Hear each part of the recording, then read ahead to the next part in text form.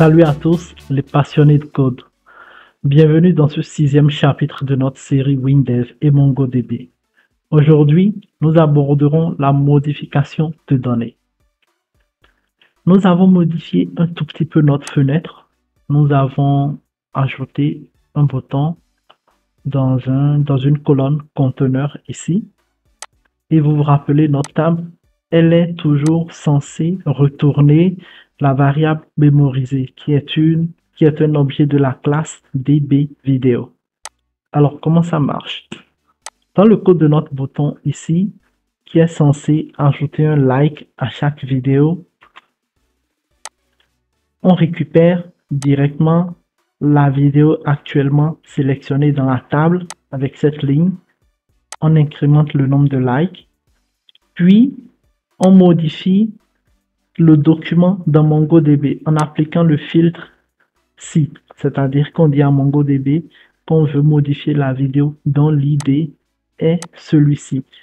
Puis, nous avons cette fonction vers JSON qui ne fait que sérialiser notre objet de la classe dbVideo, puis retourner le résultat de la sérialisation.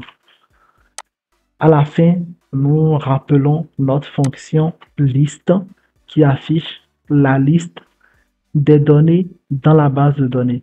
Alors, sans plus tarder, voyons voir ce que ça donne.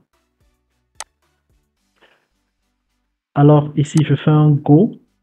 Nous avons deux vidéos. Nous pouvons voir que la première vidéo a 9 likes et la seconde 8. Alors, je clique une fois, passe à 10 likes, et autant de fois que je clique, on incrémente. Alors, la modification se fait en temps réel dans la base de données. Vous pouvez voir que c'est presque instantané. On aurait dit que la modification se fait juste sur l'interface. Ce n'est pas le cas.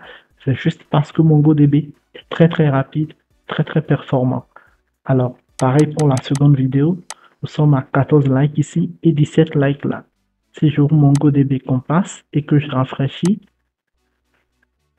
vous voyez bien que nous avons 17 likes, puis 14 likes. Exactement le même résultat. J'appuie une fois ici, je rafraîchis et nous avons les 18 likes. Voilà un peu en ce qui concerne la modification des données. Avec ces compétences en poche, vous êtes maintenant bien équipé pour gérer les modifications de données comme un pro avec WinDev et MongoDB. N'oubliez pas d'aimer cette vidéo et de vous abonner pour la suite de cette série. À très bientôt et joyeux codage!